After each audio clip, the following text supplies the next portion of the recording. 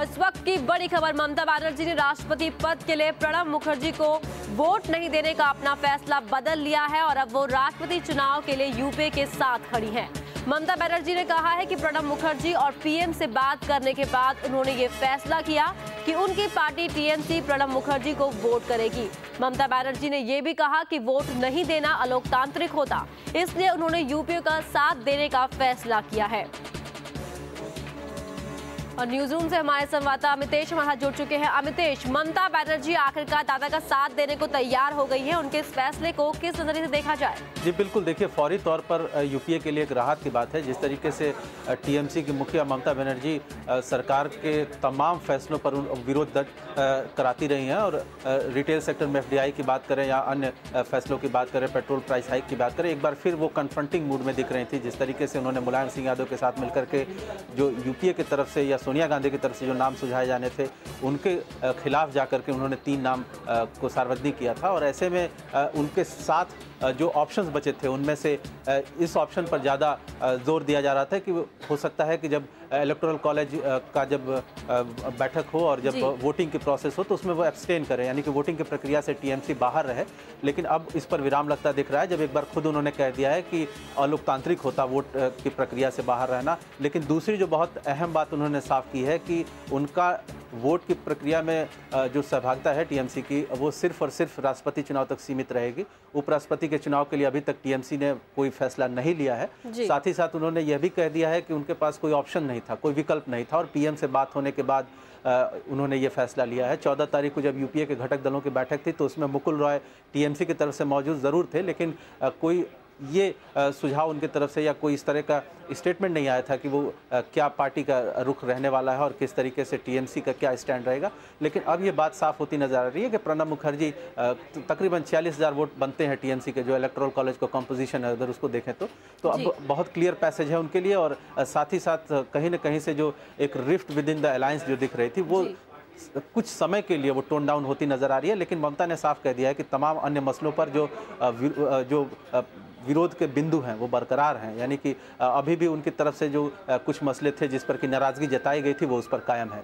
जी अमितेश, तो कह सकते हैं कि इस फैसले के बाद जो प्रणब मुखर्जी की जीत की राह है वो लगभग साफ होती गई है। लेकिन सवाल यही उठता है कि आखिरकार शुरू से ही आक्रामक तेवर दिखाने वाली ममता बनर्जी ने यहाँ पर सरेंडर कैसे कर दिया? उन्होंने कहा कि पीएम से बात करने के बाद उन्हें लगा कि उनको ये फैसला लेना चाहिए कि लोकतांत्रिक होगा, वोट नहीं देना, तो उन्होंने वोट देने का फैसला लिया। क्या बात रही होगी आखिरकार, ऐसी क्या सियासी मजबूरी आ गई ममता बनर्जी के सामने? जी देखिए, बहुत सीमित विकल्प थे टीएमसी के सामने। या तो जिस तरीके से वो बार बार अन्य दलों के नेताओं के संपर्क में थी, उसमें एक विकल्प था कि वो एनडीए द्वारा समर्थित पीएस संगमा के प्रो वोट करती।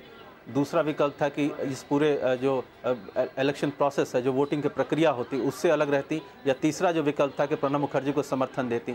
चूँकि वो यूपीए के घटक दल हैं और यूपीए के जो अन्य घटक दल हैं उनकी तरफ से भी ऐसे संकेत दिए जा रहे थे कि फौरी तौर पर अगर टीएमसी को घटक से बाहर किया जाता है तो विपक्ष को एक बैठे बिठाए अपनी राजनीति गर्म करने का मौका मिल जाएगा और इसकी भर्त्सना भी होगी और अलायंस को भी फौरी तौर पर कोई क्राइसिस फेस करना पड़ सकता है। ऐसे में ममता बनर्जी ने एक बहुत पॉलिटिकली करेक्ट मेजर लिया है और वो खुद इस बात को कह रही हैं, वो खुद कन्फेस कर रही हैं, पब्लिकली इस बात को एडमिट कर रही हैं कि उनके पास जो ऑप्शन बचे थे वोटिंग के अलावा कोई ऐसा फिजिबल ऑप्शन नहीं था। और यही वजह है कि उन्होंने एक एक्सक्यूज या एक डैमेज कंट्रोल की प्रक्रिया कह सकते हैं कि भाई मानने का भी कोई कारण या कोई तर्क देना पड़ेगा, तो उसका वो तर्क उनके पास मौजूद है। वो कह रही हैं कि प्रधानमंत्री से बात हुई और उसके बाद वो इस निष्कर्ष पर पहुंची है कि टीएमसी प्रणब मुखर्जी के फेवर में वोट करेगी। जी तो बिल्कुल गठबंधन की मजबूरी बताते हुए उन्होंने प्रणब मुखर्जी की उम्मीदवारी को समर्थन करने का यहाँ पर फैसला ले लिया, जिससे प्रणब मुखर्जी की जो जीत की राह है वो फिलहाल साफ होती दिख रही है। शुक्रिया अमितेश तमाम जानकारी के लिए। तो राष्ट्रपति पद की उम्मीदवारी के लिए प्रणब मुखर्जी का समर्थन करेगी टीएमसी। ममता बनर्जी ने ऐलान कर दिया है, लेकिन उपराष्ट्रपति पद के लिए यूपी के उम्मीदवार का समर्थन करेंगे नहीं, इस पर ममता बनर्जी का स्टैंड आना भी बाकी है। भ्रष्टाचार और काले धन को लेकर बाबा रामदेव ने फिर भरी हुंकार। अन्ना के साथ मिलकर 9 अगस्त को दिल्ली में करेंगे आगे की लड़ाई का ऐलान।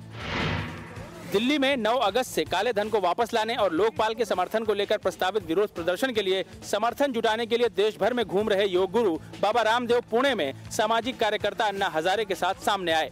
मीडिया से बात करते हुए दोनों ने कहा कि काला धन वापस लाने और मजबूत जन लोकपाल बिल के लिए अगले महीने एक बड़ा आंदोलन होगा।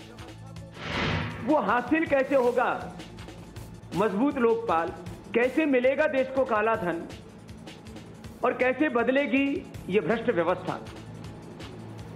इसी को लेकर के आंदोलन के लिए पूरे देश में जबरदस्त जोश है और आदरणीय अन्ना हजारे साहब स्वयं उसमें उपस्थित रहेंगे। अभी हम लोग यह तय किया है, अभी 9 अगस्त को हम लोग और बैठेंगे। 25 तारीख का हमारा एक आंदोलन हो रहा है, वो भी इसी विषय पर है। उनके साथ भी अभी बात होगी सब हम लोग। और एक हम लोग तय किया, उन 25 तारीख को जो ग्रुप है, बाबा भी आएंगे, हम भी जाएंगे। 9 अगस्त को वो भी आएंगे, हम भी सब इकट्ठा जाएंगे और आगे की लड़ाई सब मिलकर लड़ेंगे, सब मिलकर लड़ेंगे। इससे पहले नागपुर में बाबा रामदेव ने 2014 का लोकसभा चुनाव लड़ने का संकेत भी दिया। ईद के तीसरे दिन यानी 22 अगस्त को मुख्यमंत्री अखिलेश यादव करेंगे जौहर विश्वविद्यालय का उद्घाटन। केंद्र ने नहीं दिया अल्पसंख्यक विश्वविद्यालय का दर्जा, आजम खान ने निकाली अपनी भड़ास। ये तस्वीर रामपुर में बने जौहर विश्वविद्यालय की है, वो विश्वविद्यालय जो आजम खान का सपना है। कई अड़चनों के बाद ये विश्वविद्यालय बनकर तैयार है। 22 अगस्त यानी ईद के तीसरे दिन मुख्यमंत्री अखिलेश यादव और समाजवादी पार्टी के मुखिया मुलायम सिंह यादव इसका उद्घाटन करेंगे। हालांकि इस विश्वविद्यालय को अल्पसंख्यक विश्वविद्यालय का दर्जा न मिलने के चलते आजम कांग्रेस और केंद्र की यूपीए सरकार पर भड़के हुए हैं। पूरे हिंदुस्तान के हर राज्य में अनगिनत विश्वविद्यालय हैं अक़लियती। आसाम में अभी बना है, उत्तर प्रदेश में इंटीग्रल यूनिवर्सिटी, अक़लियती यूनिवर्सिटी, तीर्थंकर, मंगलायतम, ये सब माइनॉरिटी यूनिवर्सिटी हैं। मगर मोहम्मद अली जौहर विश्वविद्यालय न बन सके, इसकी बहुत कोशिश है। कुछ तबाही कम रह गई है कांग्रेस की। 2014 के लिए कुछ तबाही कम रह गई है। जौहर विश्वविद्यालय को लेकर केंद्र से आजम की ये टसल पुरानी है। आजम का यह बयान बता रहा है कि आने वाले आम चुनाव में आजम कांग्रेस को इस बहाने घेरने की पूरी कोशिश करेंगे। उत्तराखंड के बाद अब यूपी में सामने आई कांग्रेस की कला। कांग्रेस अध्यक्ष सोनिया गांधी की बुलाई बैठक में भाग लेने नहीं गए बरेली के सांसद प्रवीण सिंह ऐरन। जिस समय बरेली से कांग्रेस सांसद प्रवीण सिंह ऐरन इस पुल पर चल रहा काम का निरीक्षण कर रहे थे, उस समय दिल्ली में पार्टी की मुखिया सोनिया गांधी उपराष्ट्रपति पद के उम्मीदवार को लेकर यूपीए के सदस्यों के साथ आम राय बनाने की माथापच्ची कर रही थीं।